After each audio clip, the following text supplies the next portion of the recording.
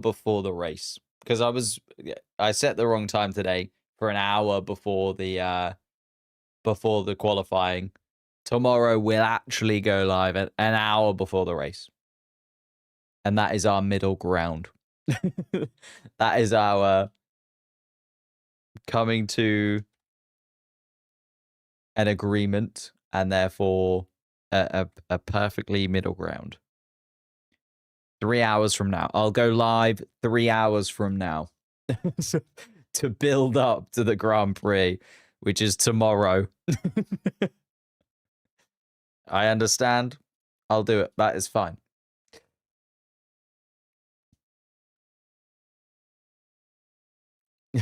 Getting a little great. I know. We'll go live whenever. I had to have a shower. This is freshly washed hair. This is all over the place. I'm all over the place. But we're prepared.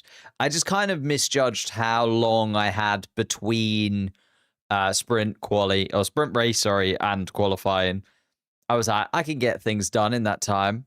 Made some dinner, kind of had a shower, thought I'll get on with some other bits and pieces. Then realized midway through eating dinner, I'd set the wrong thing. It was all a little chaotic. But we're there. We're there now. I haven't done my hair. So I'm going to keep looking at it throughout just to be like, what a mess. What a mess that is. But I'm a mess. But we're here now.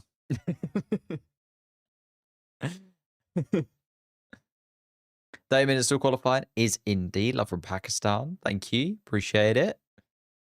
How is everyone doing? Hello, Josh again. Hello, Sarah. I know, getting crazy. Hello, Sally. Thank you for being patient. Sally knows me. She knew. She was like ahead of the game. Psychology of Sally. She just knew I was the kind of person to put in the wrong time. Max is helpless, do you think? Should we look at the Drivers' Championship now? I have updated it. Did it after qualifying. Shall we have a little gander? Max Verstappen, 371. Drops 3 points behind Oscar Piastri now. Remember, they were level going into this weekend. That 3-point jump thanks to Oscar Piastri winning the sprint race. Lando Norris also claims 6 points. So Max Verstappen dropping to 25 points behind the championship lead rather than the 24 that he came into the weekend with. Love your videos. Thank you so much. And thank you for subscribing. We're trying to hit 150,000 subscribers before the end of the year. In terms of the sprint, it wasn't a barnstormer. If you haven't watched it and you're like, well, maybe I'll catch the highlights later. Not a lot happened, to be honest with you. There wasn't too much going on. But a slight change in terms of the driver's standings and in terms of the constructor standings coming away from the sprint race. As I say, Max Verstappen now 25 points behind, Piastri 22 points behind. So Piastri gaining 2 points on Lando Norris. And this just kind of brings up the debate again. We've had all of the sprints now this season. I do like the fact that they've put more sprints towards the end of the season, like Brazil and Qatar, the fact they were towards the end, and even the US, the fact that they were towards the end of the season, towards the end of the calendar, I do think is good, because then they have a little bit of jeopardy around them. Like, they actually feel like they matter a bit more. Whereas the sprints that we had in the first half of the season, okay, they were entertaining moments, but even the drivers, I don't think, really care too much about them, because we just don't know what 2 points, 3 points is going to mean when it comes to the end of the season. I know it's weird to say, like, surely winning any Grand Prix or winning any sprint race should feel like as good of an achievement. And I suppose it does, like winning a Grand Prix does, but the points at this stage of the season just feel like they hold so much more power, right? They feel so much more because we know the context of what those points are going to get you. And now we've seen all the sprint races. Yeah, I think I like the positive of pushing them back towards the end of the season. I still don't think 8 points is enough. or at least a 1 point swing to second place and a 2 point swing to third place is enough. I saw a couple of people on Reddit sort of musing the idea of 10 points for a sprint win, 8 points for second place, then 6 points for third place, and kind of the same points going backwards. So at least you've got like a 2 point gap between first and second and third, which maybe sort of incentivizes, particularly like Lando Norris earlier today. There was no incentive for Lando Norris to really chase after George Russell once the first couple of laps were done and dusted. And Verstappen then was then also left for dead. I know Verstappen certainly was incentivized to catch Lando Norris, but couldn't, right? So it's kind of that incentive versus, is it worth getting those points? Does it make that much of a difference? Say Austria, no reason behind it, just my feeling. Oh, as in like which sprint you like the most?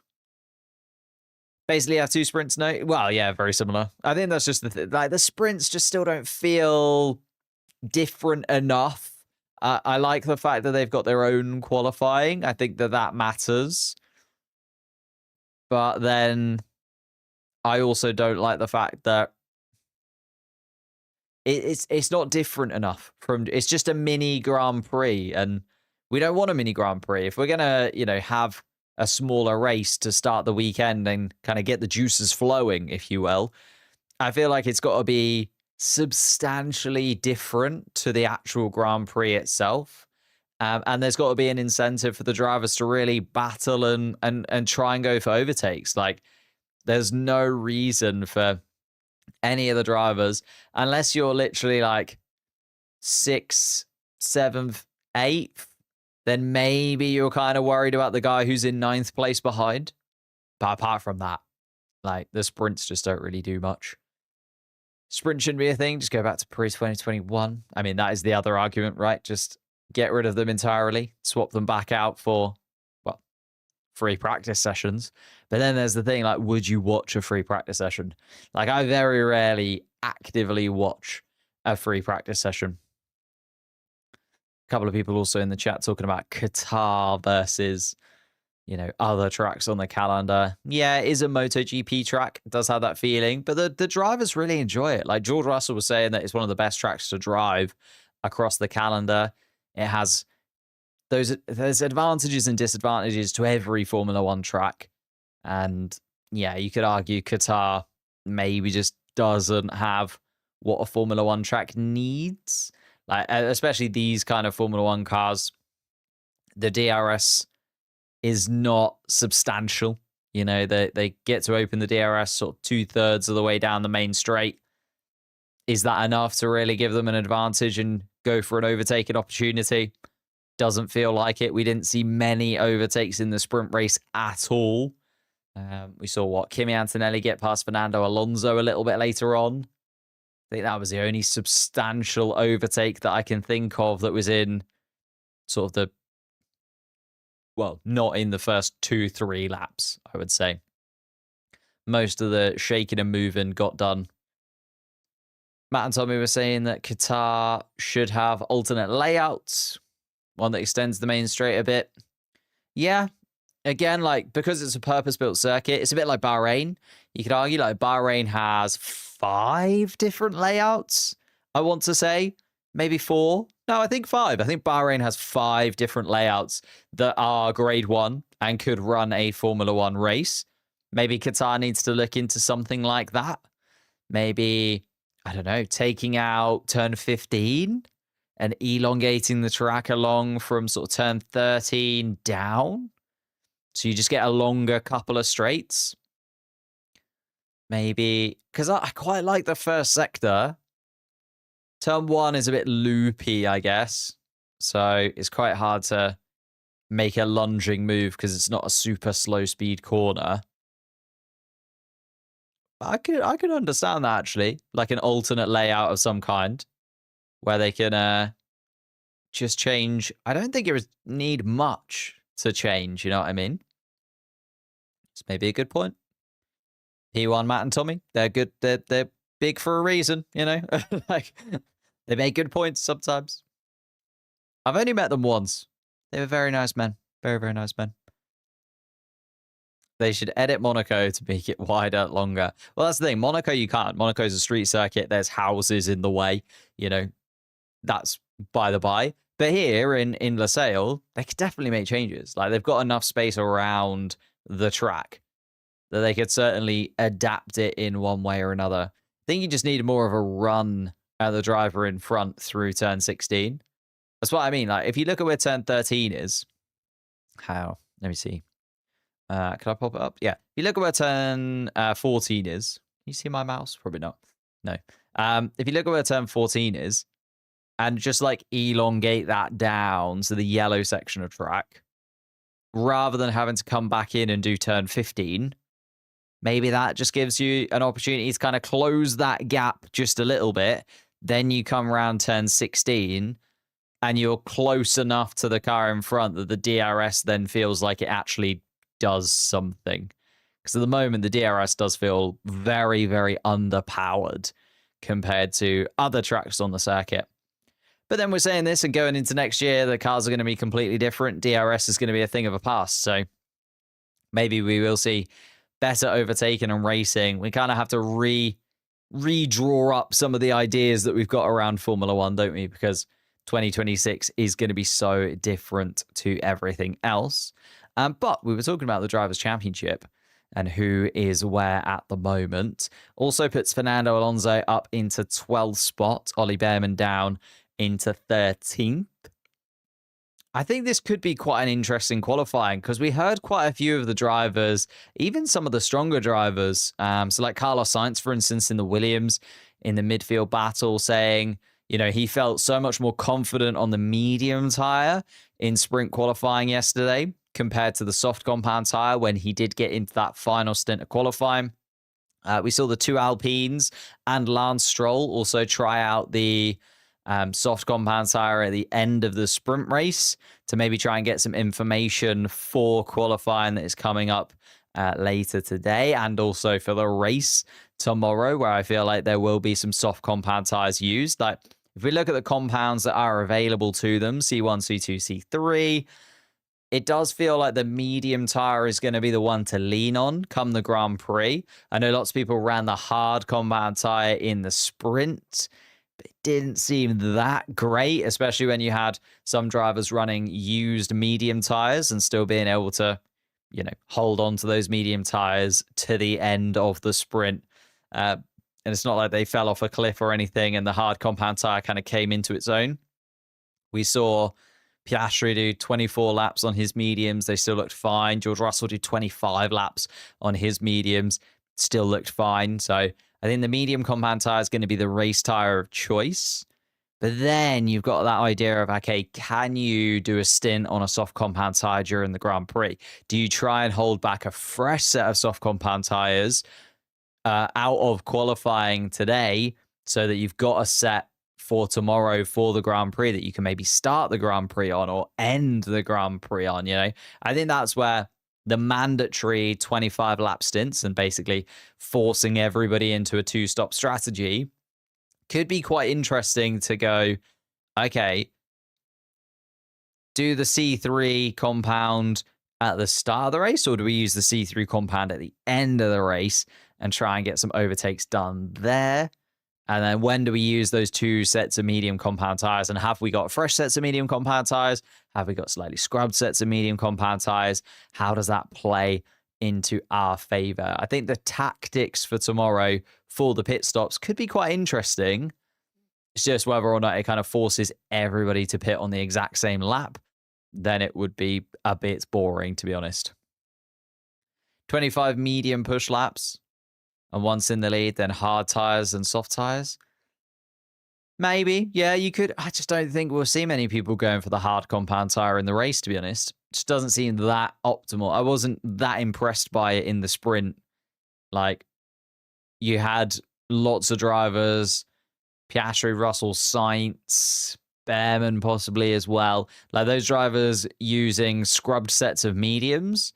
And they still had the pace to contend with the hard compound tyre runners at the end of the sprint race. It's not like the hard compound tyre really had that much more life in it or that much more pace in it, even when the medium tyres had done the maximum allocated laps that they're allowed to do, right? So also, yeah, really good point. If there is a safety car, then that kind of reshuffles everything because, as you say, if there's a safety car, you definitely will want to pit under it, especially if it's sort of 10 laps into the Grand Prix or even like 40 laps into the Grand Prix. Maybe not 40 because then there's 57 laps in the race. So if there is a safety car, so between 10 and 15 laps, and then sort of between 42 and 50 laps into the Grand Prix, like that's where you'll want to pit, and it's going to force everybody in. Then it's how close you are to your teammate. And I think that could be a really interesting tactic for the two McLaren drivers. You know, at least Max Verstappen being the only Red Bull man really in the fight, and Yuki Tsunoda will just bend to Max Verstappen's will. If there is a safety car, Max Verstappen just pits, right? The McLarens, they need to decide who of the two gets that opportunity to come in and when, right? So the McLarens have to start thinking now. Track position is going to be absolutely crucial just in case there is a safety car. And Oscar Piastri obviously started ahead of Lando Norris in the sprint today. If Oscar Piastri again is ahead of Lando Norris in the Grand Prix, you would suspect that Oscar Piastri would have the benefit of choosing the strategy and going for the absolute optimal strategy. And also, if there is a safety car, being the driver that can come in and pit under the safety car before Lando Norris is able to come in and pit under the safety car conditions. So it could be very tasty. It could be quite tight between the two McLarens when it comes to the pit stops and the strategy that they have to fight over, effectively. You know, they're not just fighting for the championship, they're also fighting for track position and also optimal strategy, because that is going to be so crucial in the championship for the foreseeable future, because every single point that Oscar Piastri can make up matters massively. And Lando Norris only needs, what, a 4-point swing to Oscar Piastri, and then Piastri's out of the championship race altogether. Like, Lando Norris could still win this championship tomorrow, even with Piastri winning the sprint race earlier on today. It's going to get very tasty. It's going to get very tasty indeed. Then behind that, Lewis Hamilton, Charles Leclerc picking up no points for Ferrari. In fact, on that note, Ferrari now looking dead and buried. 22 points adrift of Red Bull. Remember, there's only 50 points left available. Only 50 points, and they are 22 points behind Red Bull. They cannot now catch Mercedes. Second place in the Constructors' Championship is dead and buried. Oh, wait, no. They can score 50 points with one driver and 86 points. Sorry, 86 points. 86 points. Apologies. I was thinking about the driver standards. 86 points. They can still catch Mercedes, but they have to be perfect. So let's, be realistic about it. They can't catch Mercedes in second place in the constructor standings. So they are out of that run now and still 22 points behind Red Bull. Like, it is horrendous if you're a Ferrari fan right now. They're falling so fast. And it wouldn't surprise me if they drop behind Williams. No, they cannot drop behind Williams. They will only finish fourth in this constructor standings, but my goodness me, it feels like they should drop behind Williams in the constructor standings because they've just been so bad. Red Bull can change the floor of Verstappen's car now, right? Yep, yeah. So parc fermé conditions are uplifted. Is that the right word? It's removed. Between the sprint race and qualifying. So we're actually seeing a lot of the teams make changes and adapt in their car because they don't get the free practice running, right? They only have one free practice session, then they go straight into a competitive qualifying session. And after that competitive qualifying session, they can't make any changes without starting from the pit lane, like we saw Lance Stroll, Lewis Hamilton, Pierre Gasly, and Franco Colapinto do. Like, those four did make changes and therefore had to start from the pit lane. But, if you're Lando Norris, Max Verstappen, Oscar Piastri, you can't make changes between the sprint race and sprint qualifying because you don't want to lose track position in any way. So, yeah, big changes will have been made to basically all of the cars from this point. Zach Brown wanders into the McLaren garage to come and see Lando Norris before the start of this one. Then going down a little bit, Williams in 5th place. That feels almost guaranteed. I know it's not mathematically, but Racing Bull's picking up 32 points in the next 2 Grand Prix. Feels very unlikely. Aston Martin then 74 points. Also feels unlikely that they're going to get 16 points on the board. As much as, Fernando Alonso was very quick in sprint qualifying yesterday, did drop down a couple of places in terms of the sprint race behind the Red Bulls. Managed to hold Antonelli back for a little while, but the Aston Martin clearly not as quick as those top 4 teams.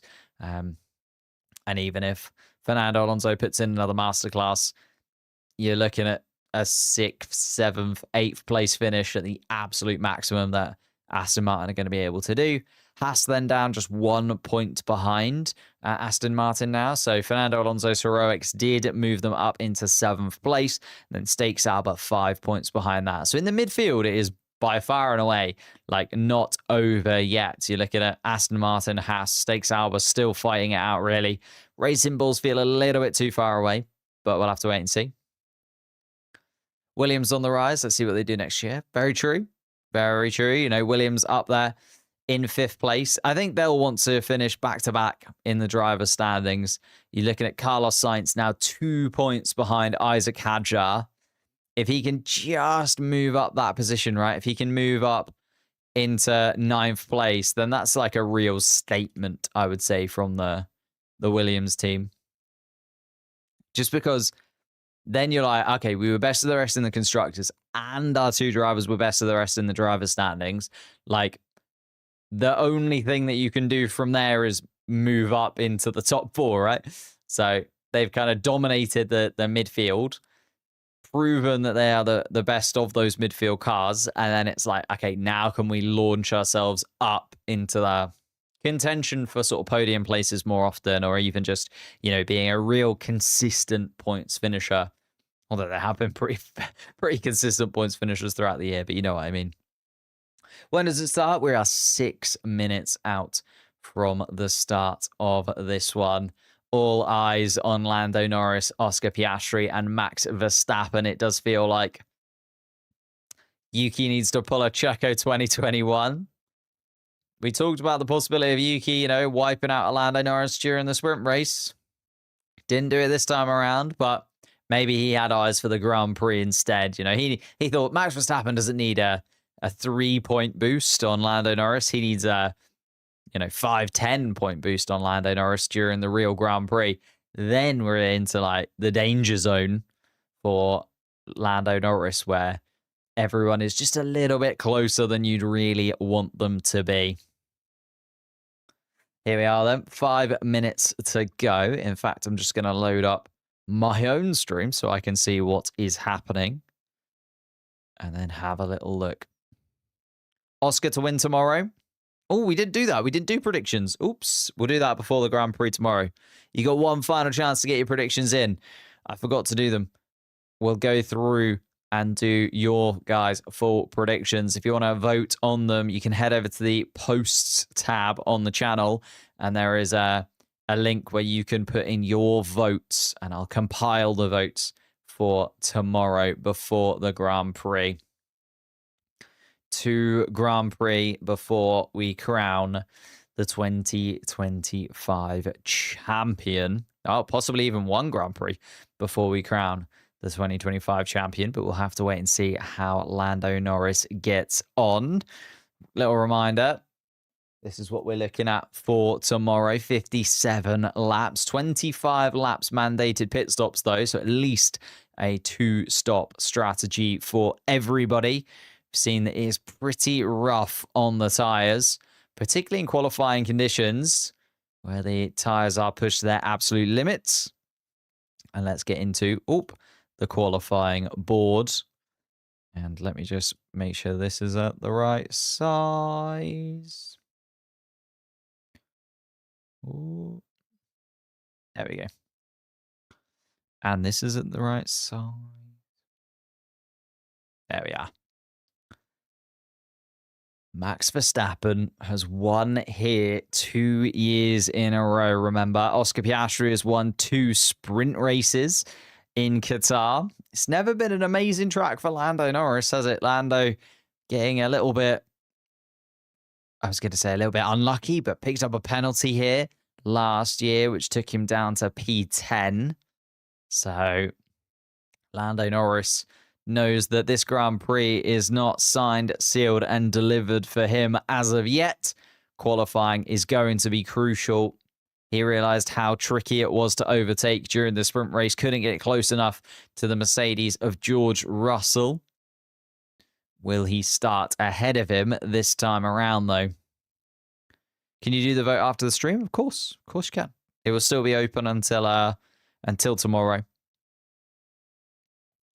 Max and Lando tied, but Oscar will be 4 points behind them. Wow.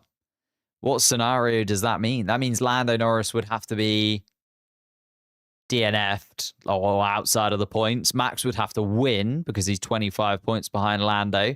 And then, oh, I see Oscar comes second. Yeah, so picks up 18 points and would be 4 points adrift. I mean, if you want a championship battle in Abu Dhabi, that would be the absolute dream scenario, right? We saw a DNF for Lando Norris. Oh, was a Sauber and a Williams almost wipe out the front wing of Esteban Ocon. Everybody trying to get out on the track as early as possible. We saw yesterday that track position really does matter. McLaren wipe each other out after Piastri has a strong sprint. Could be. The problem is Piastri really doesn't need a crash, right? He's still 22 points adrift in the standings. We need a Lando Norris DNF. Like, not me, but I'd very much like to see Lando Norris just win the championship right now. But I feel for the neutral, and in terms of like making Abu Dhabi as crazy as possible, we do need a Lando Norris DNF and then a Max Verstappen win with Piastri in second place. That then puts them all within 4 points of one another going into the final round. It is insane that if Lando Norris just hadn't have had that problem in the Netherlands, and then the disqualification wouldn't have happened in Vegas, which are two very sort of possible things considering how incredibly consistent the Formula One cars are nowadays, and the fact that Lando Norris and Oscar Piastri both kind of got a bit unlucky. It was 0.012 of a millimeter or something that Lando Norris's car was under the 9mm limit for the skid block at the back of his McLaren car. Like, those two races just going slightly differently, and Lando Norris would already be the champion. But instead, we're looking at 3 drivers still going into the final 2 Grand Prix with a shot at victory. Here we are then. 18 minutes on the clock. Carlos Sainz is going to be the first driver to get us underway. And he was very strong in sprint qualifying yesterday, but had that hesitation about the soft compound tyre. Said that maybe the soft compound tyre not quite as good as the medium compound tyre for the Williams car. Gonna have to use the softs in this one. It is a scrubbed set of softs for Carlos Sainz. Same for Alex Albon. Fresh sets of softs for Hulkenberg and Bortoleto. Of course, that's where you have a little bit of a disadvantage if you do get through to Q3 in the sprint. You'll have used a set of soft compound tyres where those drivers that dropped out in Q1 and Q2, they will have fresh sets. So you can see Hulkenberg, Behrman, Bortoleto, Ocon, Lawson coming out onto the track on new boots. Everybody else line astern in the in the pit lane. Lando Norris, though, still inside of the McLaren garage. Alex Albon already under investigation. What's he done now? Let's have a little look. Instant involvement Alex Albon noted. No idea. Already under investigation, Alex Albon. Not really sure what for. Don't usually have one of those pop up this early on. No track limits violations as of yet, but we saw a lot of track limits violations during the sprint race, didn't we? Even penalties being given to Yuki Tsunoda and Kimi Antonelli for track limits violations. So wouldn't surprise me if we see some lap times deleted as we run through these qualifying sessions. Carlos Sainz, though, crossed the start-finish line round the first couple of corners and is going to set the first flying lap time of the afternoon. Alex Albon, his teammate behind. Hülkenberg and Bortoleto completing that first part of the lap as well.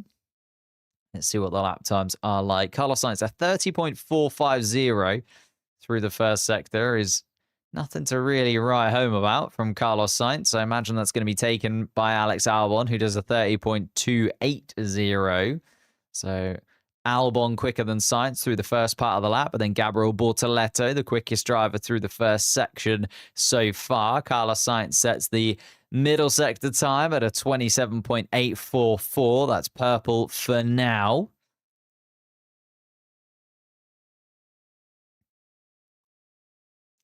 And then we have Carlos Sainz coming around the final corner. Let's see what his lap time is like. Of course, Oscar Piastri setting a new lap record here yesterday. And Carlos Sainz not anywhere near it. A 122.354 from the Spaniard. Ollie Behrman just coming around in his Haas car. Liam Lawson is now the quickest man through the first sector. We haven't seen any of the real big boys come out swinging yet, though. Lando Norris now out on track. Kimi Antonelli and George Russell behind, coming through the middle sector, and Piastri just entering turn 6. Ollie Behrman goes quickest of anybody through the middle part of the lap in his Haas car, though.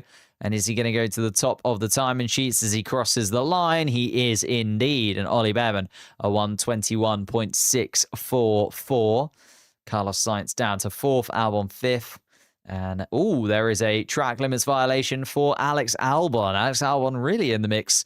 An investigation underway and a track limits violation. So that is a lap time deleted for the Williams car as Isaac Hadjar then takes top spot for now by 2.5 tenths of a second to Ollie Behrman.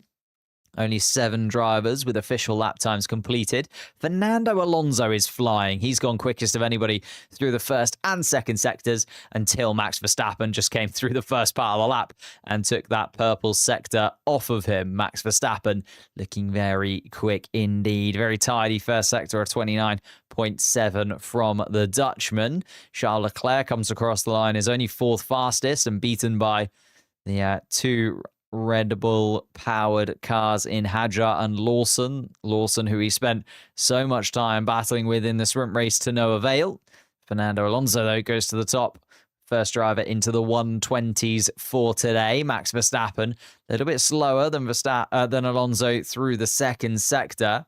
But Verstappen now just making his way through, and Verstappen not very happy at the Williams of Carlos Sainz as he hoped the Williams would get out of the way a little bit earlier on, and Verstappen actually 0.004 of a second slower than Fernando Alonso for now. He drops into second place.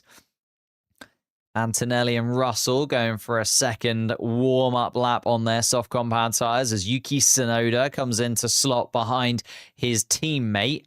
Russell then on his first full flying lap, actually behind Kimi Antonelli. So Antonelli is going to be the first Mercedes car across the start-finish line. And Antonelli comes across the line to go 4th fastest. Here comes George Russell. He's going to be followed up by Oscar Piastri. Lando Norris was only 6th fastest. George Russell goes to the top of the standings for now. Here comes Oscar Piastri, who was quickest of anybody through the middle sector. Can Piastri take the top? For now, he does indeed by a couple of tenths of a second. A 120.7 for Oscar Piastri. Lando Norris down in 8th position for now. There's Franco Colapinto kicking some gravel and dust onto the track. A lot of the drivers not very happy about the amount of gravel that when they do run wide, it kicks up onto the racetrack. So we see Charles Leclerc also throwing up some dust of his own. It was Alex Albon, and that's where Alex Albon's lap time was deleted. He found his tyres going through the dusty stuff. Albon going back at it again. Franco Colapinto down in 20th position for now. Here comes Alex Albon, goes 12th fastest, moves himself out of that bottom 5. Franco Colapinto has made his way back into the pits. So it is Gasly, Ocon, Stroll, Hamilton, the 4 drivers that have set a flying lap time and are just too slow at the moment. Fernando Alonso has just gone quickest of anybody again in the first part of the lap. So the Aston Martin clearly still sticking to its pace. And Lance Stroll is only 4 thousandths of a second quicker than Esteban Ocon. So Stroll not quite having the same joy inside of the Aston Martin car as his teammate Fernando Alonso. Although Alonso goes slightly slower in the middle part of the lap than he did last time he completed that part of the circuit.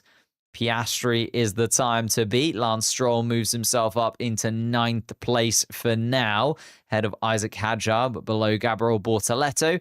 Here comes Fernando Alonso. Can he improve on 3rd fastest? He can. He goes 2nd fastest and above George Russell, but is still a 10th and a half shy of Oscar Piastri's maximum time so far.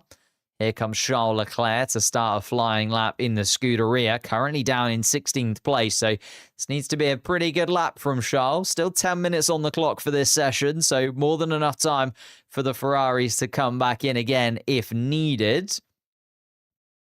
But Leclerc and Hamilton both down in the bottom 5 at this moment in time.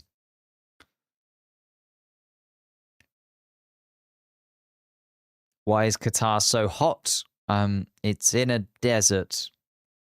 That's about it. 20.7 is the air temperature, and 20.7 is the lap time from... 29.7 from Charles Leclerc. 20.7 through the first sector would be absolutely insane. Charles Leclerc is improving, though, in the Ferrari car. So is Isaac Hadjar.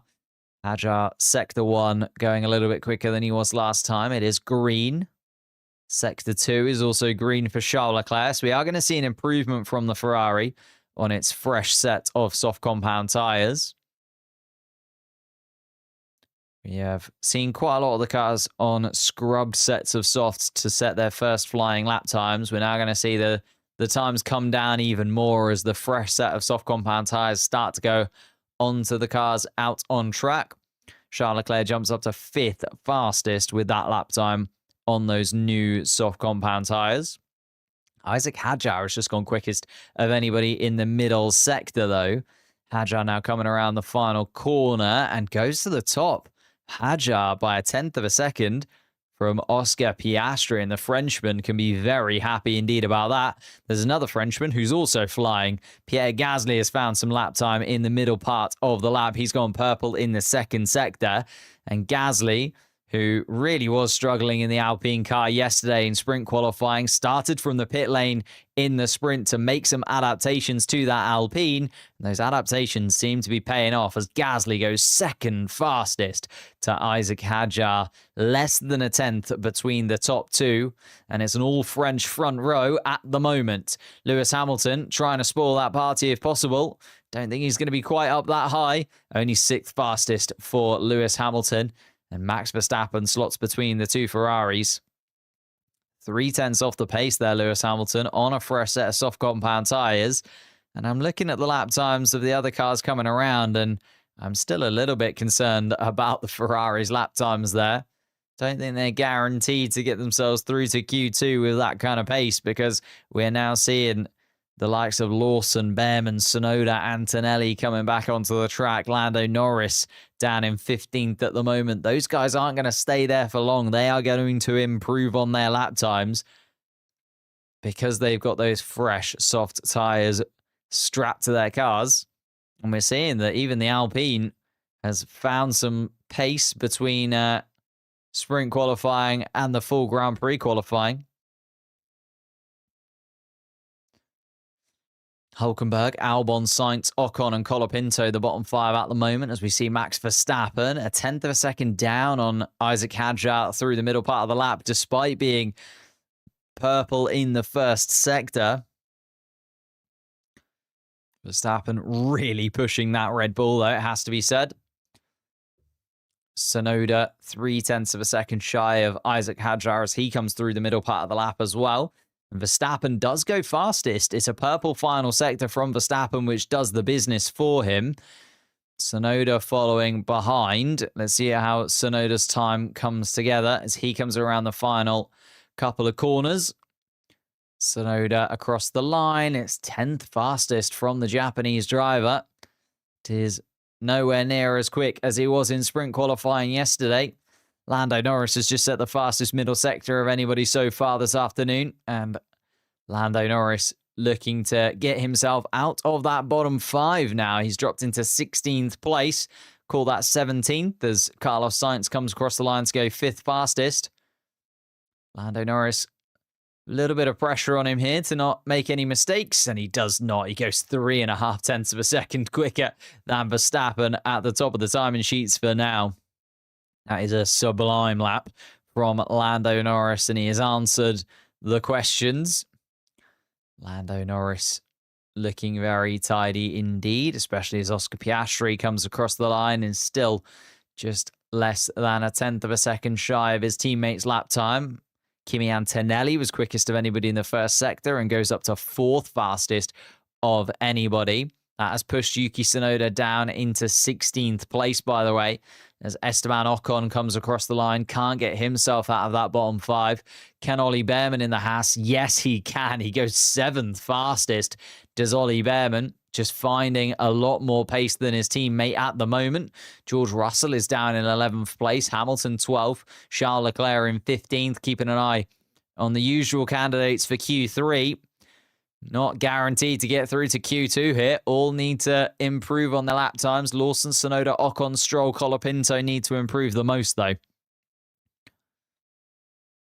George Russell coming around the final corner for Mercedes. Needs to lift himself above 11th and does indeed. Puts himself 3rd in the standings for now. And he still says that steering is feeling funny.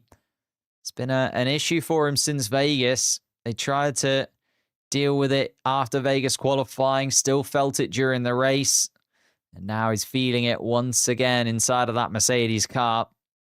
Just can't help when you need to have full trust in the car, and the most important thing really that you are inputting the steering into the car as the driver, you just can't quite trust it. It doesn't feel as connected as you'd like it to be. Fernando Alonso improves in the first sector. He's going a little bit quicker than he was last time around. Lance Stroll is also improving in his Aston Martin car. See what he can do as he comes across the line. It's still 19th fastest from Lance Stroll. Wow, wow, wow. Fernando Alonso, though, in the Aston Martin sister car. Can he get himself a little bit higher than 11th place and guarantee himself a spot in the top 15 and make his way through to Q2? Lawson, Tsunoda, Ocon, Stroll, Colapinto. The bottom 5 at the moment. Charles Leclerc is the man under the most pressure. He is 15th at the moment and will drop out into that bottom 5 if any of those 5 drivers behind improve. Bortoletto down in 14th. But now on an outlap. 2.5 minutes left to go. Still a long time to run, realistically, in this session. More than enough time for everyone out on track to improve on their lap time. Lando Norris and Oscar Piastri not out on track as it stands. Norris and Piastri both in the garage. Max Verstappen and George Russell, though, both out there together. Exact. Max Verstappen now coming past George Russell down the pit straight at the bottom of your picture. Oh, just realized that I've cut off the bottom of the thing for some reason.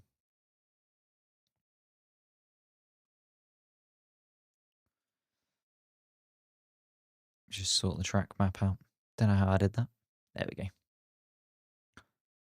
Do-do-do-do-do.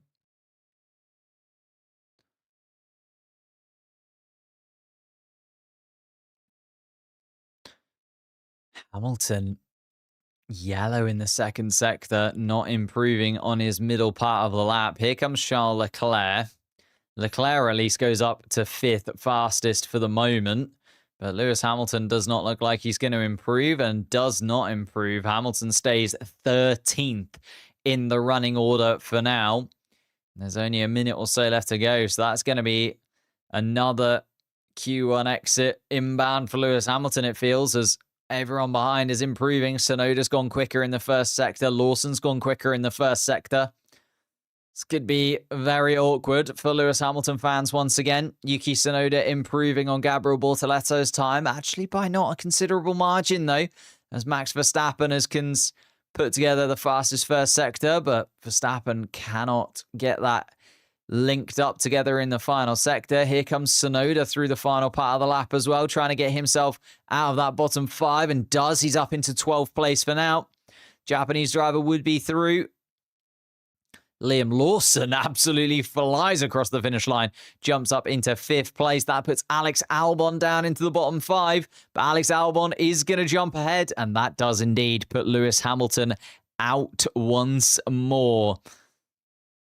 Lewis Hamilton in the bottom 5, 16th place for Lewis Hamilton. He's going to be out of qualifying. Lance Stroll and Franco Colapinto still coming around on laps, though. Here comes Lance Stroll. It was a poor middle sector from the Canadian. Can he come across the line to improve? He does, but only goes 18th fastest. So we'll also be out of this qualifying for today. Franco Colapinto also improves, but stays in the bottom 5. Esteban Ocon is improving through the first and second sectors. So is Gabriel Bortoletto. Antonelli goes across the line, P4 from Kimi Antonelli. Here comes Esteban Ocon, who's currently routed in 20th. Can't get himself out of that bottom 5, though. Here comes Gabriel Bortoletto, who lifts himself out. And that has put Yuki Tsunoda down into the bottom 5. So 2 major casualties. Yuki Tsunoda and Lewis Hamilton are going to be out of qualifying.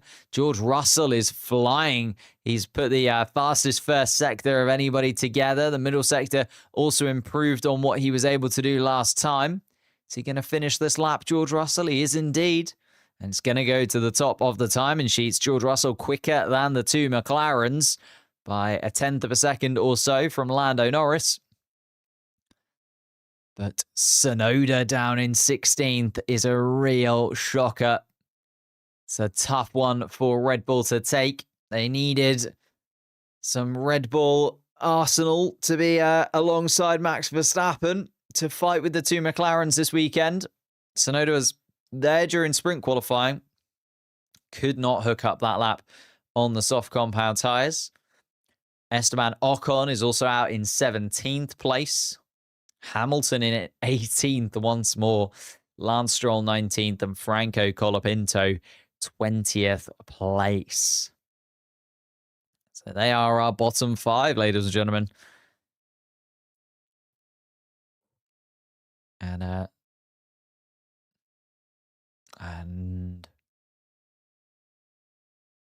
And Tsunoda not very happy at all on the radio, as you can imagine. Bortoletto eliminating him from qualifying. Gasly also sneaking in. That Alpine looked dead and buried in free practice 1 and sprint qualifying yesterday. Was nowhere near the pace of the other cars out on track. But Gasly has managed to just sneak that Alpine through to Q2.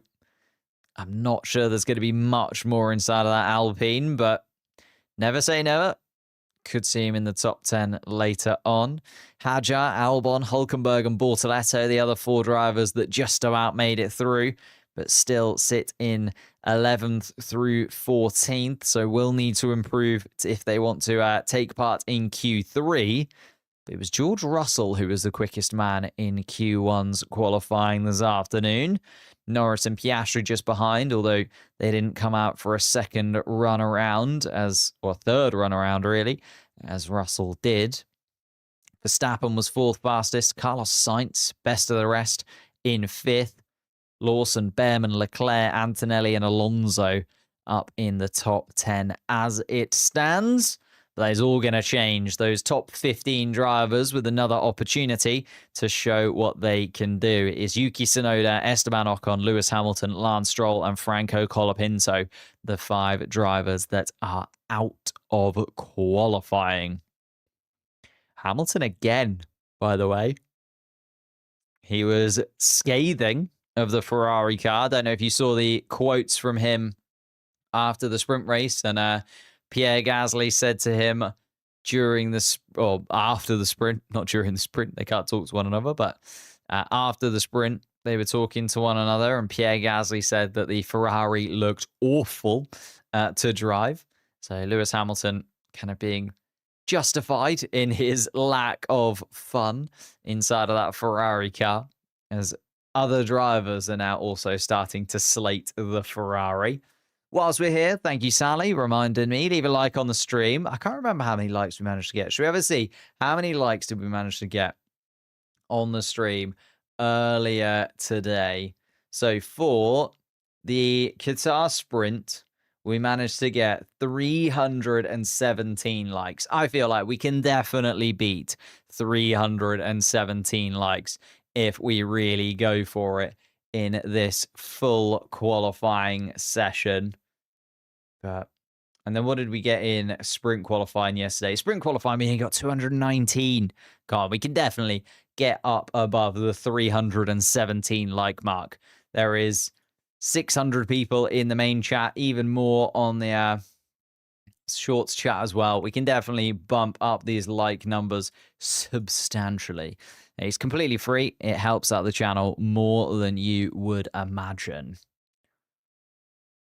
They gave Lewis a tractor, that's why. I mean, I'm not saying that Lewis Hamilton's washed much, but also, yeah, that Ferrari car just looks absolutely abysmal to drive, right? It looks horrendous, as other drivers are now also letting Lewis Hamilton know. They're like, by the way, did you know that that Ferrari car is absolutely horrendous? And he's like, yeah, I did. Start of Q2 is slightly delayed. It's pushed back by a couple of minutes. We'll start Q2 at 21:26 local time, which is 2 minutes from now. We are at 21:24 in Qatar. Leclerc's the number 1 driver. I mean, has been all season, to be honest. I don't think it's just the last few rounds where Leclerc has kind of outdone Lewis Hamilton. It's been pretty consistently Charles Leclerc's year at Ferrari. It's just no one's really been enjoying driving the Ferrari car, even Leclerc, who's had a few podiums here and there and has had a few things to celebrate. Still isn't very happy with how the season has gone. What's my thoughts on Verstappen saying that he might leave the sport if 2026 is not fun? Can kind of understand it. Like, he's kind of said he's not that emotional about the championships. You know, he's not the kind of driver that absolutely needs to chase 7 championships or 8 championships to kind of put himself in and amongst it. I think he knows that he's already going to be remembered as and perceived as possibly the best driver that Formula One has ever seen. And the only thing really stopping him from absolutely demolishing all of those records and becoming very clearly the greatest driver of all time is probably himself, and the fact that if he doesn't enjoy the sport, and maybe if the Red Bull car isn't great and he doesn't get that move to Mercedes or Aston Martin or wherever it is that the team that manages to absolutely nail the 2026 regulations, I feel like, yeah, I could completely understand why Max Verstappen would leave. You know, he's made his money. He's on like $100 million deal or whatever it is at Red Bull. He does not need any more money in his pocket.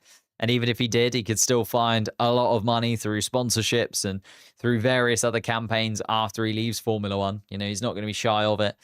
So if that passion isn't there for him, he's passionate about GT3. He's passionate about sim racing. He's passionate about so many other things.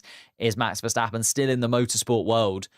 You know, we saw a little hint at it. What was it? Aston Martin put out a post earlier on in the week with Fernando Alonso side by side with Max Verstappen saying, you know, could this be a future Le Mans duo that we see, maybe with obviously with a third driver in there, but I think Max Verstappen would absolutely love to drive like the 24 hours of Le Mans, 24 hours of the Nürburgring, 24 hours of Spa. Like, I think he wants to get involved in those, and I can understand why Max has said what he said. Oh, thank you for the super chat, GameStar. Can Piastri or Max do a Kimi 2007? 2 races left. Kim is 17 points behind with a maximum 20 available. I mean, same McLaren driver leading, of course. It's not impossible. It's certainly not over yet.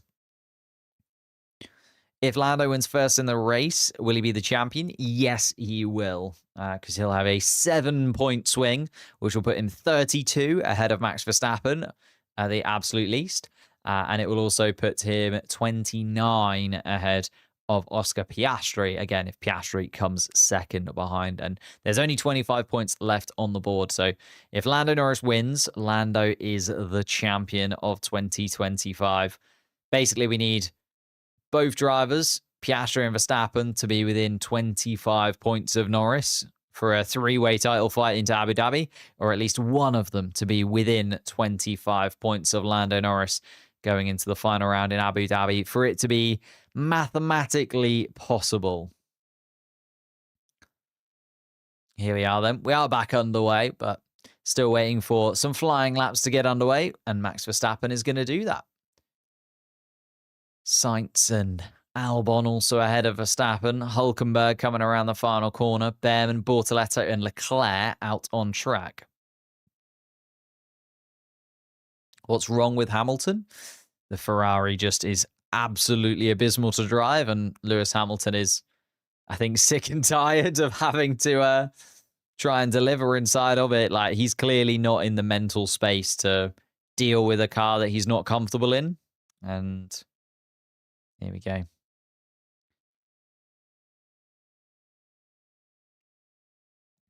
Trying to impress this girl who's into Formula One. What do I need to know? She likes Sainz. Just grow your hair out into sort of a luscious Spanish style. And that's all you need. Carlos Sainz is 80% about the hair, I think. He's an incredibly good-looking man, but I think if he was bald, it takes a good few points off of him. It's something about the hair with Carlos Sainz, isn't it? So whatever Carlos Sainz does with his hair, find that out. Do that. Ollie Behrman, quickest man in the first sector. Max Verstappen ahead of him. Max Verstappen can't live with it, though, as Ollie Behrman also quickest man in the second sector. In fact, I think Max Verstappen might have aborted this lap, so he also moves out of the way of Ollie Behrman. He's coming around. Albon and Sainz ran back into the garages, so clearly neither Williams car happy with it at the moment. Here comes Ollie Behrman then to be the first man to set a flying lap time. Oh no, sorry, Nico Hülkenberg did. Apologies, I missed Hülkenberg ahead. Hülkenberg a 120.7, Behrman a 120.4 though. So Behrman does go to the top. Bortoleto comes across the line at 121 dead. And Max Verstappen did indeed abort that flying lap. Charles Leclerc didn't abort his though. Still 3.5 tenths of a second of Ollie Behrman. It's a little bit of an awkward one for Charles Leclerc. Max Verstappen coming around the middle part of the lap once again. He is fastest in the first sector. So Max Verstappen going for a flying lap this time and looking quickest of anybody so far. His championship rivals, Piastri and Norris, have just come out of the pit lane. Fernando Alonso also joining the track. Verstappen just trying to get his way past Nico Hülkenberg. Hülkenberg has done his flying lap. Behrman the same. Liam Lawson is behind them. Charles Leclerc making his way back to the pits. Alex Albon is back out on track for Williams. Max Verstappen was indeed quickest of anybody through the middle part of the lap. And then Verstappen around the final corner is going to go to the top of the timing sheets. It's just by how much, and it's by nearly 0.3 of a second. Verstappen a 120.142. Oh, another super chat. Thank you so much, GameStar. Max aims to be Kimi 2007. May end up like Alonso 2012. I don't know, though. That was really, really devastating in 2012. I think if Max Verstappen doesn't win the championship, he'll understand that he was never in the fastest car. Like, McLaren have been the fastest car throughout the season. The Red Bull has only really stood out in a few races where, and I think Max Verstappen said it himself, he's only really in the championship battle because of the mistakes of others. He's not in the championship battle because Red Bull have been phenomenal or he's been, untouchable as he was in, say, 2023 or the start of 24.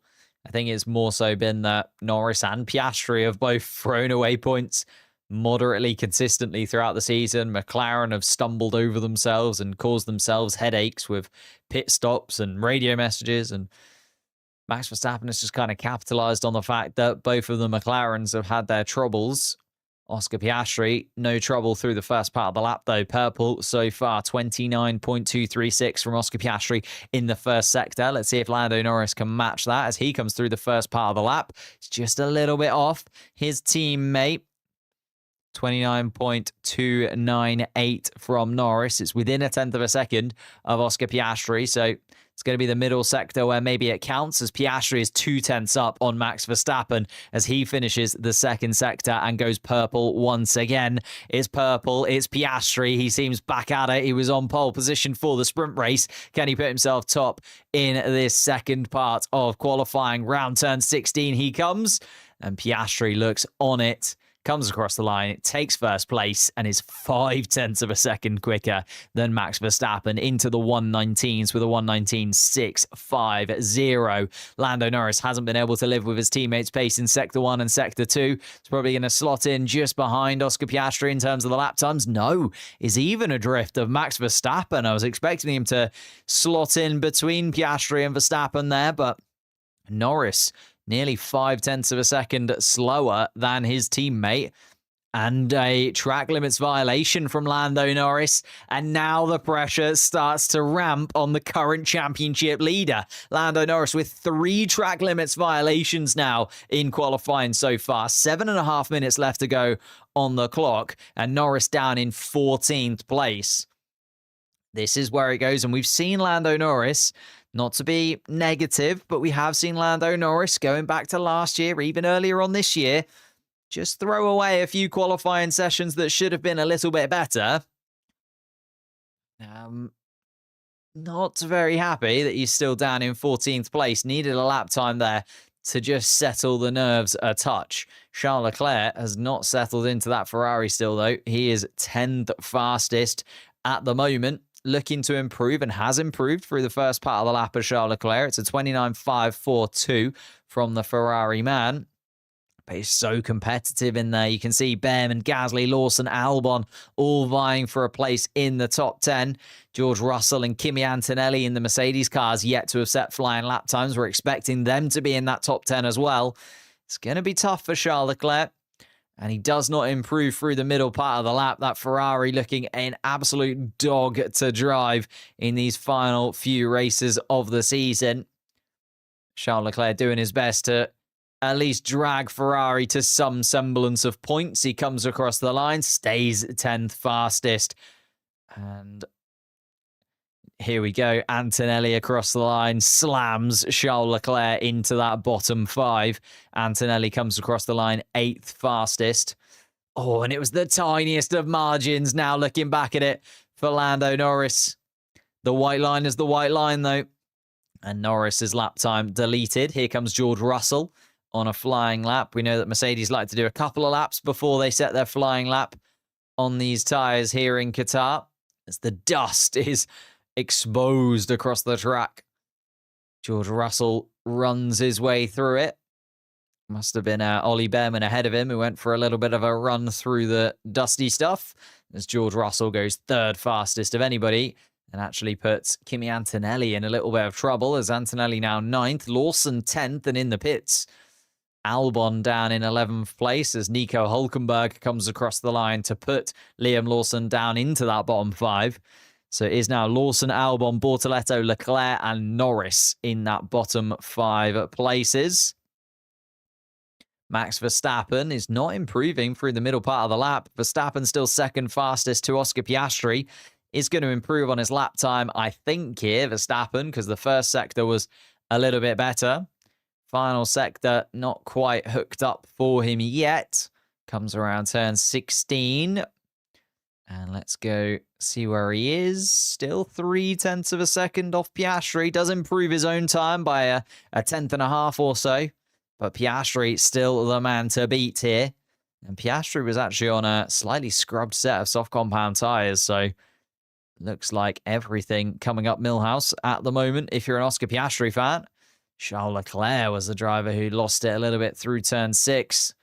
And did he dip a tile in the gravel? Not quite, but did lose a couple of tenths of a second and fell to 14th place in the standings.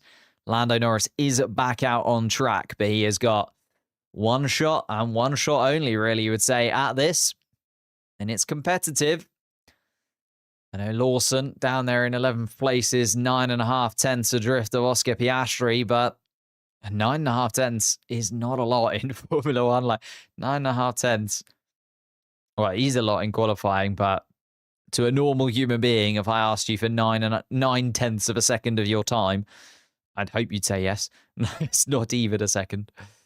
Oscar Piastri, though, leading the charge and back out on track as well.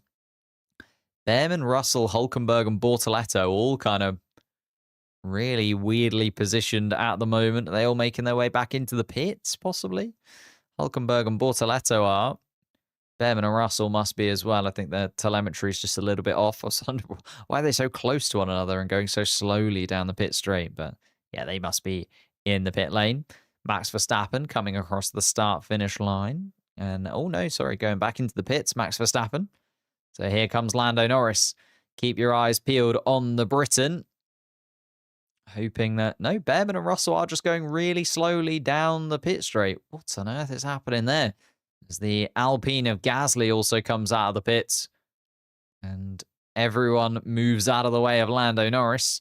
Norris has Isaac Hadjar and Fernando Alonso up the road of him, but hopefully we'll only have to deal with one of those cars and not both. Here comes Lando Norris then through the first sector. The pressure is on the Briton. How is he going to deal with it? And it's a pretty slow first sector. Maybe just being a little bit hesitant. Lando Norris needing to get a lap time in. So slower first sector than he was able to do before. But I feel like Lando Norris just needs a lap time on the board, right? Doesn't need it to be phenomenal. Just needs it to be within top 10 range. And Norris then through the second part of the lap. Maybe this is where he's hooked it up, and it is where he's hooked it up. He's 0.2 of a second quicker than Kimi Antonelli's time, and purple through the middle sector is Lando Norris. Now has some space to run into. Fernando Alonso moves to the right-hand side of the track to give Lando Norris space to attack turn 16. Here comes Lando Norris then across the start-finish line, and it needs to be good. It is second fastest from Lando Norris, 0.2 shy of his teammate, and more than enough, I feel, to get himself through into the final part of qualifying. Oscar Piastri is actually slightly slower than he was last time around in Sector 1 and Sector 2. Does not improve on his previous lap time, does Oscar Piastri. That's interesting, as Alex Albon is also not improving. Maybe just the track falling away from some of these drivers, the grip not being quite as grippy as it was before. Albon slower in the first sector. Alonso slower in the first sector than they have before been. Isaac Hadjar, the first driver I've seen to actually improve in the first sector. That green writing for Isaac Hadjar under Sector 1 means he's improved. Alex Albon continuing on. He's 13th fastest at the moment. Is Antonelli, Lawson, Bortoleto, and Leclerc. Currently the 5 drivers that need to improve. Alex Albon coming around the final sector. I don't think he's going to add too much to his lap time and doesn't improve. Albon stays 13th fastest and is going to be out of qualifying in his Williams car. Fernando Alonso looking to improve, currently 8th fastest. Kimi Antonelli improving considerably in the middle section of the lap. Fernando Alonso goes 5th fastest. Isaac Hadjar, though, coming across the line. It goes 7th fastest as Isaac Hadjar. Hülkenberg, Behrman, and Gasly still behind him. Surely Kimi Antonelli is going to move himself out of that bottom 5 and into the top 10. Does indeed. Doesn't get himself out of the bottom 5, but also puts himself in the top 5. Antonelli 4th fastest. That puts Ollie Bearman down into the drop zone. George Russell improves, goes quicker than his teammate, and goes fourth fastest. And the Mercedes cars side by side inside of the top 10 at the moment. Here comes Liam Lawson, doesn't get himself out of that bottom 5. Lawson and Bearman will be out of qualifying. Charles Leclerc then comes across the line 9th fastest. Hulkenberg and Bortoletto then still on laps. Lawson, Bearman and Albon are out. Here comes Nico Hulkenberg. Can't get it done. Charles Leclerc is safe and through to Q3. Can Gabriel Bortoletto get himself into the top 10? No, he's 14th fastest. Alex Albon drops to 15th. And that is the end of that for the 2 Stake Sauber cars for Liam Lawson, Ollie Bearman and Alex Albon. Ferrari breathe a huge sigh of relief. Charles Leclerc getting himself into the point-scoring places. And Lando Norris had a one shot at that qualifying and made that one shot count. Was only 0.2 of a second off of Oscar Piastri. 10th of a second quicker than Max Verstappen as well. But it is our championship top 3 that are in the top 3 once again. Then it's the 2 Mercedes cars, Antonelli and Russell, 4th and 5th fastest. Then Alonso, Sainz and Gasly, the midfield maestros that have made their way through into Q3. Charles Leclerc sneaks in 9th place. And Isaac Hadjar has redemption for yesterday. He dropped out in SQ2 with a lap time deletion. He's back in there and he's got himself through to Q3 this time around. Isaac Hadjar in 10th place for now, but will get the opportunity to improve. Hulkenberg, Lawson, Bearman, Bortoletto and Albon, the 5 drivers that drop out. They join Tsunoda, Ocon, Hamilton, Stroll and Colapinto in the list of drivers that cannot improve on their starting grid positions for tomorrow. Remember when Yuki had a 65-place grid penalty? It's not as rare as you think, unfortunately. A lot of teams end up getting them.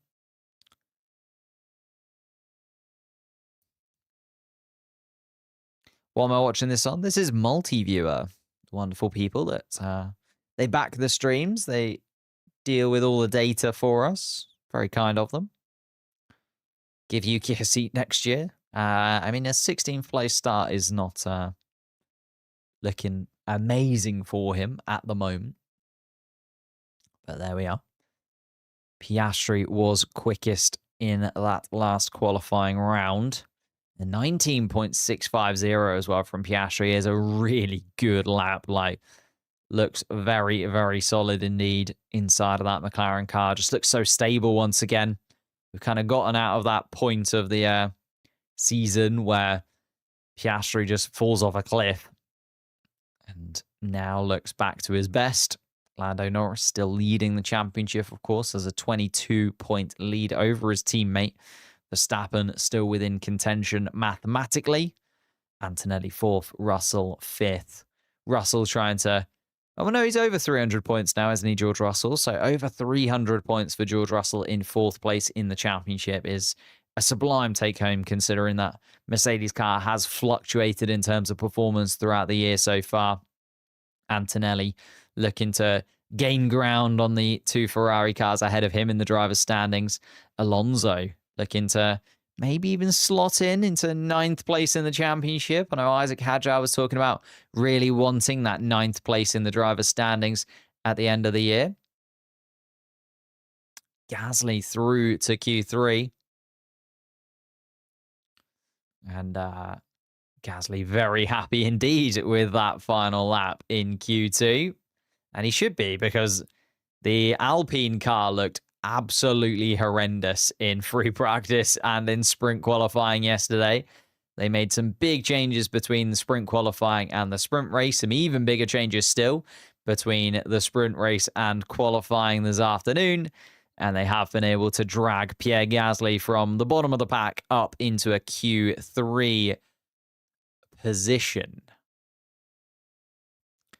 And James Vowles saying there was maybe a little bit of track cooling that possibly played into everybody not quite being as quick as they expected to be in those final few laps. We saw quite a few yellow sectors, just not quite improving. 2.5 minutes left to go in terms of qualifying. We're already seeing a queue of cars making their way down to the bottom of the pit lane. I think Max Verstappen was the leading driver in that rank.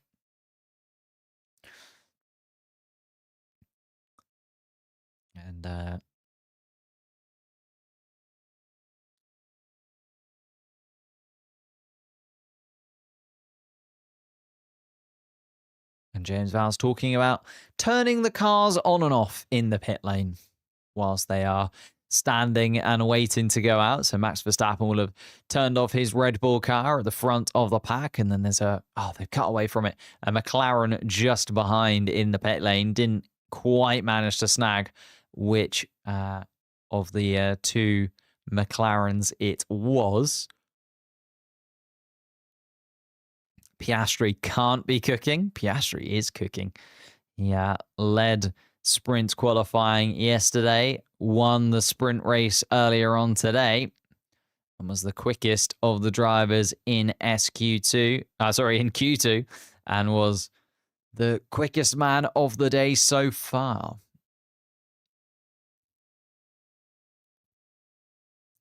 Lando going to have a DNF.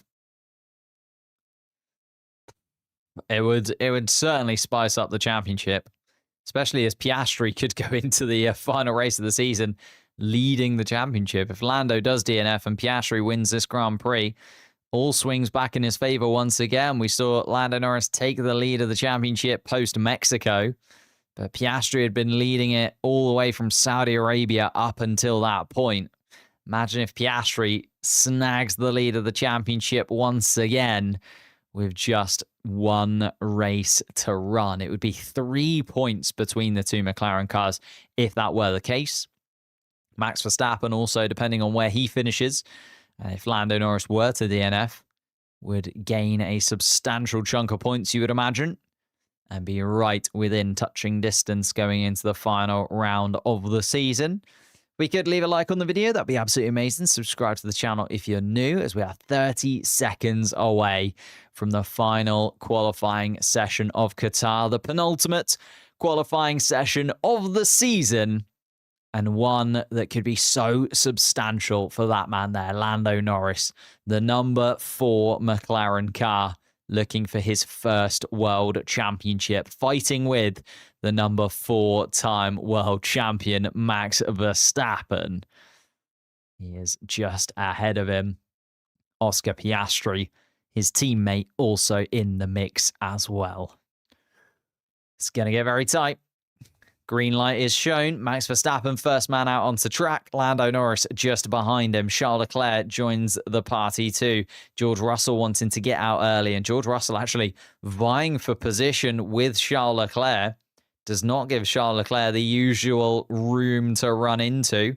George Russell sitting right underneath the rear wing of the Ferrari. Isaac Hadjar comes out then.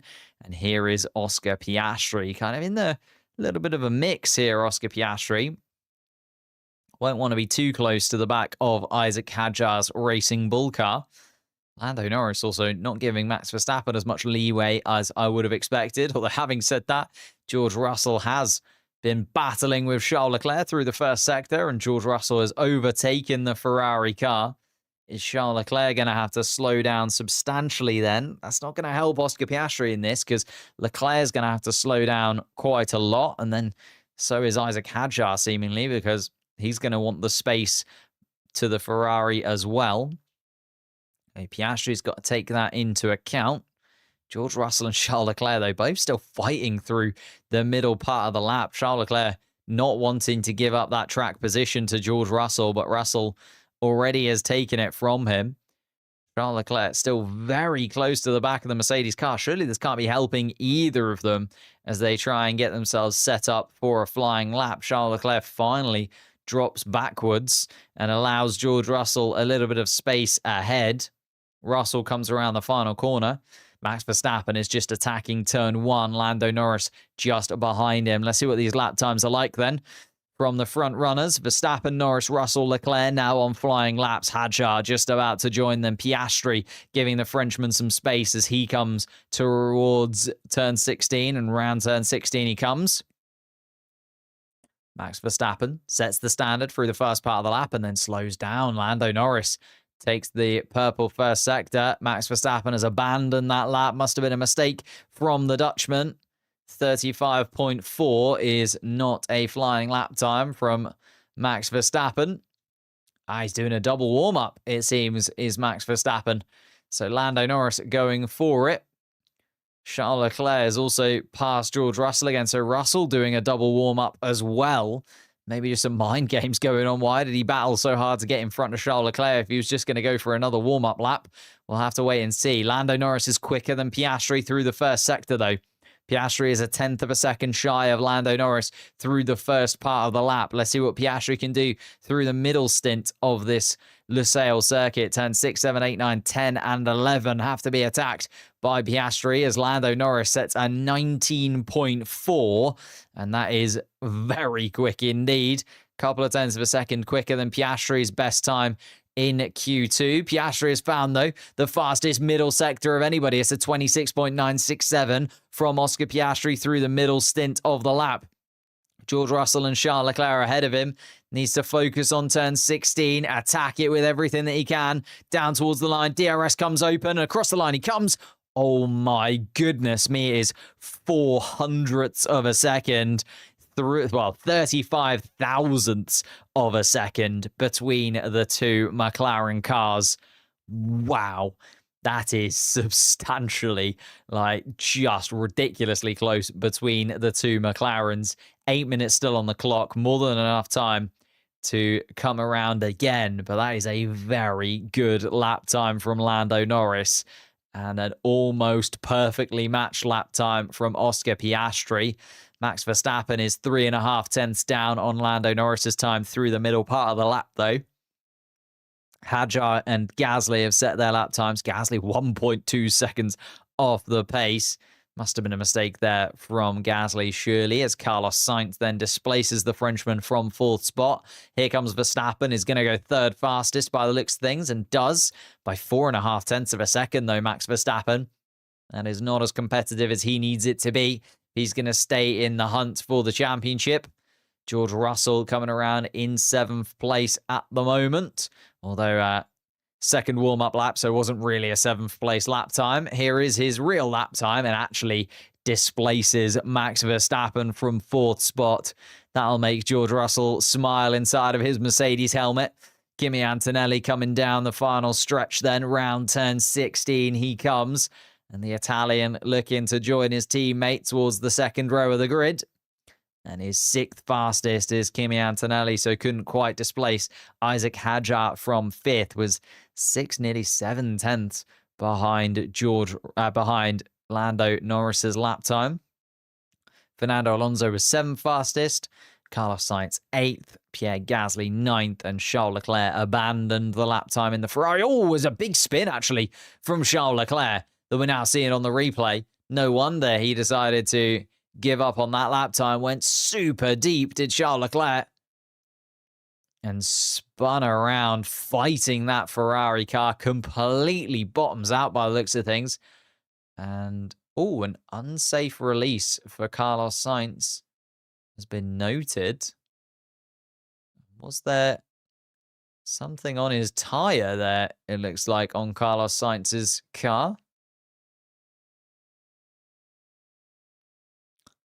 And there was a sticker from the floor that got stuck to Carlos Sainz's car. No wonder Carlos Sainz's lap time was nowhere near what we've expected from him.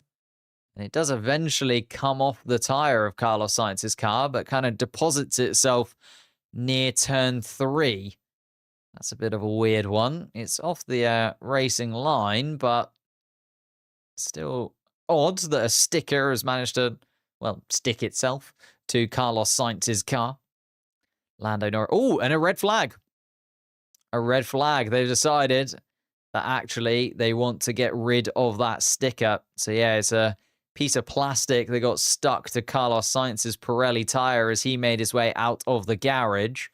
And it is strewn across the track. Well, it's on the edge of the track, sort of just outside of where you try and enter turn 3. It's not on the racing line or anything like that, but they have decided to red flag the session for now. So everybody is going to have one more run at it then. 5 minutes and 27 seconds on the clock. That then stops. Anyone else's heart pounding? It is going to be a run to the line. Lando Norris leading the way at the moment. Oscar Piastri, 0.03 of a second adrift of his teammate. George Russell then 3.5 of Lando Norris's time in third spot. Verstappen fourth, Hadjar fifth, Antonelli sixth, Alonso seventh, Carlos Sainz in eighth place, Gasly in ninth, and Charles Leclerc did not manage to set a lap time after losing control of his Ferrari car. Did manage to make it back to the pits though. It was a pirouette or two from Charles Leclerc. He will be back out on track with 5 minutes left to go. Ooh, I'm getting a little bit tense. Getting a little bit tense. They are going to move that little bit of plastic off the track. There are the marshals sprinting their way across. It's been a little bit of an awkward place, really. Turn 3 isn't very close to anything. Well, I mean, most of the track isn't really close to anything. It is a full racetrack. It's got a lot of runoff area. And we see that runoff area for the 3. Oh, no, that lady's just lost her Lego. Get it? It's dropped. It's lost. You'll lose it. It'll fall through the stands or something.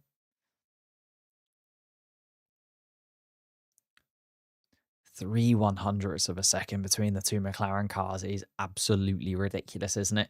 Going into the final part of qualifying. We just need to make sure that the track temperature doesn't change too substantially.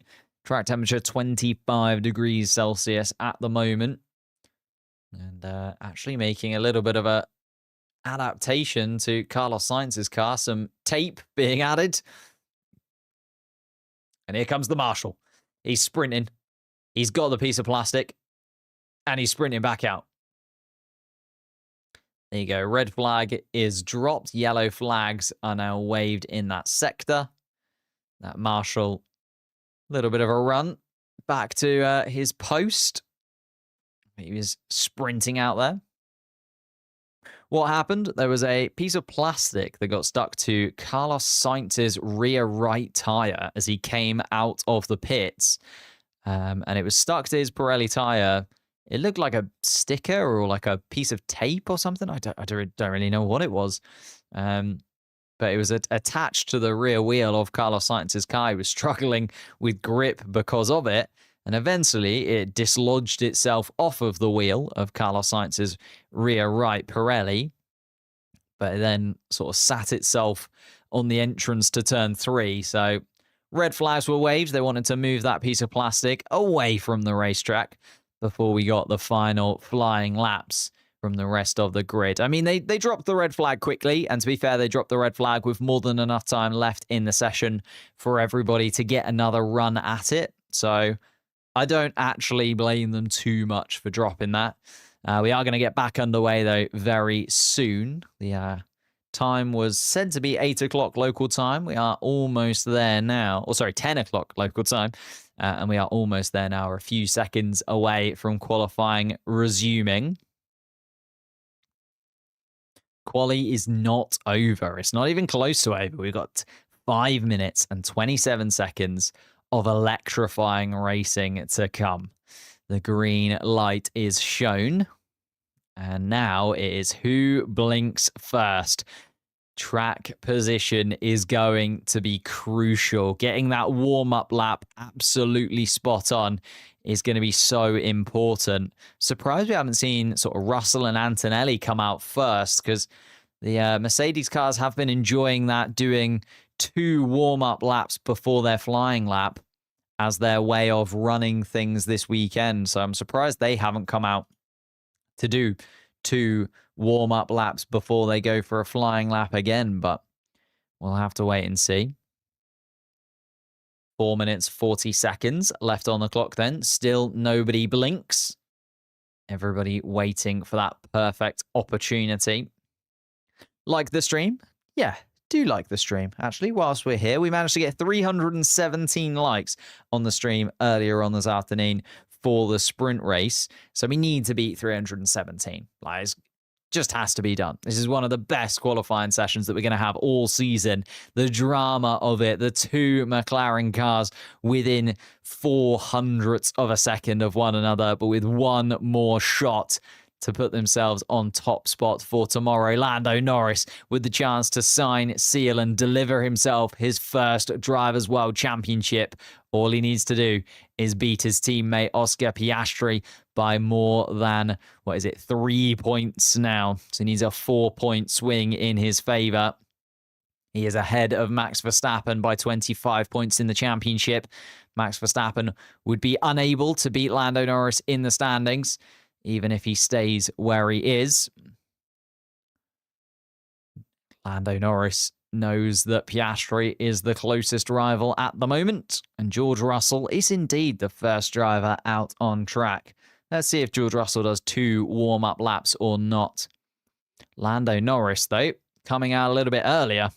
Charles Leclerc is next in line, and Oscar Piastri maybe waiting until the last possible moment, as Alonso is already out. Hadjar is making his way down the pit lane as well. So it's going to be Russell, Norris, Leclerc, Alonso, Hadjar.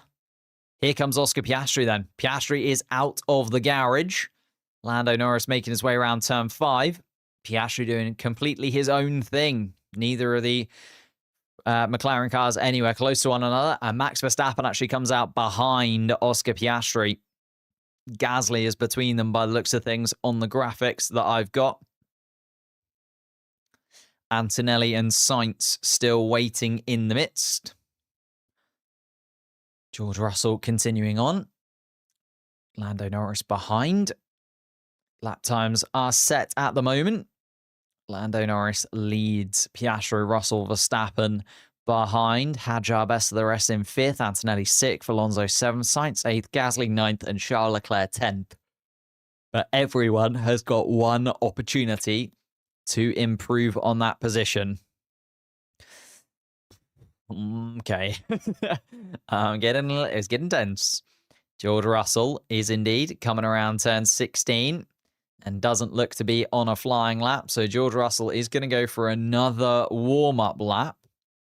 Is Lando Norris going to fly by him? He is. Lando Norris, DRS open in the McLaren car. George Russell moves to the right-hand side of the track and isn't really situated that nicely for Lando Norris to have to keep him. And looks okay through turn 1 from Lando Norris. Oh, and that's wide through turn 2. And he's backed off. He's backed off. Lando Norris has given up on that lap time. Should have more. He's got 1 minute and 20 seconds to get around. Yeah, should have more than enough time to slot in and kind of do another lap time if needed. But Oscar Piastri is now making his way across the start-finish line. Here we go then. Oscar Piastri. Let's see what he can do through the first part of the lap. Lando Norris has slowed down considerably as Charles Leclerc makes his way past in the Ferrari. George Russell has also moved past Lando Norris once more. 52 seconds on the clock and Lando Norris is at turn 8. It's going to need a little bit of a weird scenario to play in his favor, but maybe Piastri can't match his lap time anyway. Let's see what Piastri can do.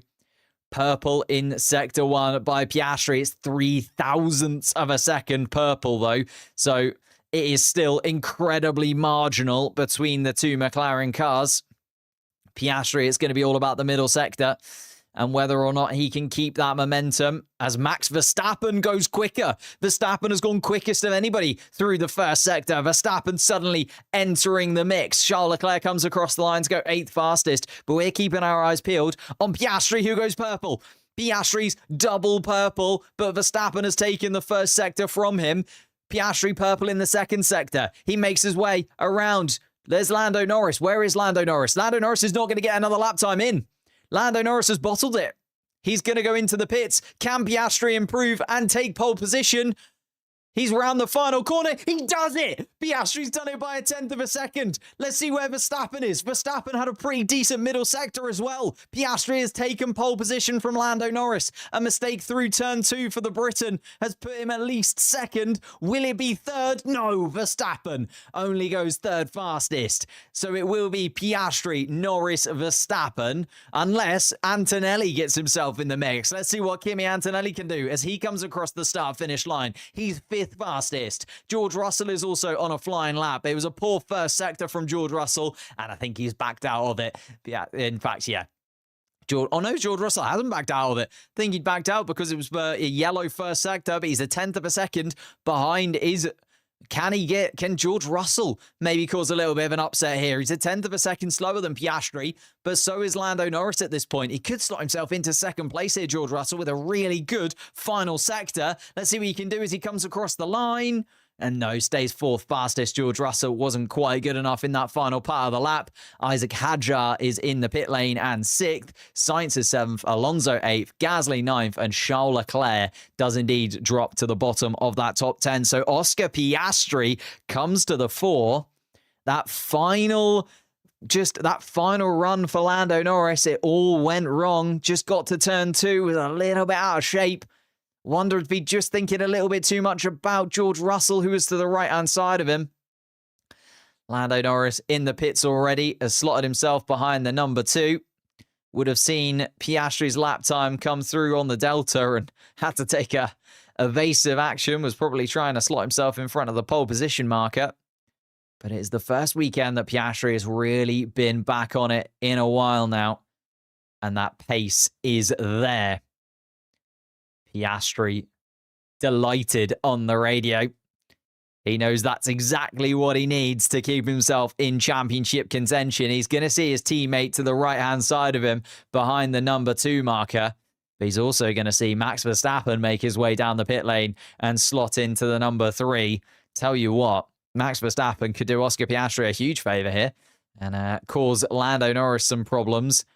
As Max Verstappen doesn't actually slot behind the number 3 sign, goes to the wrong side of the Lando Norris McLaren and slots himself into no man's land. I'm sure they'll move that board in front of Max Verstappen's car. They do indeed, as the number 3 goes in front of Verstappen's car.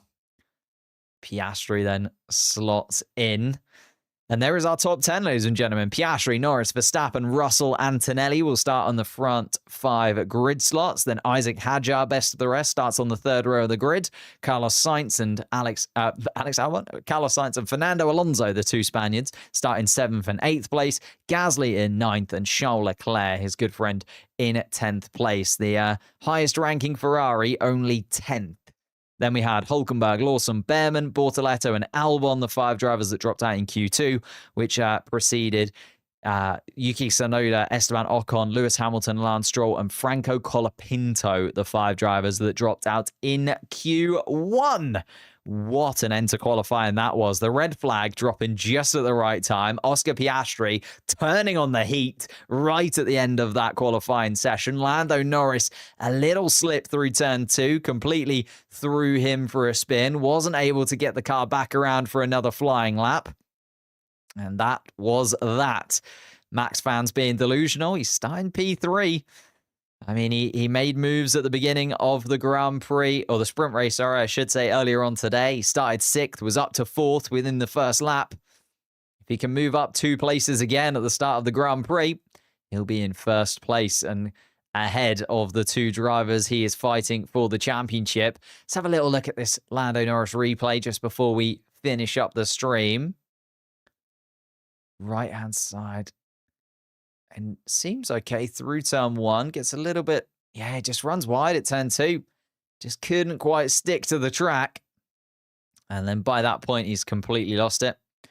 Lando would still have a 15-point advantage if he's second to Piastri and first tomorrow. That is very true. It is very true. Would still have a 15-point advantage, which is still considerable going into the final race of the season.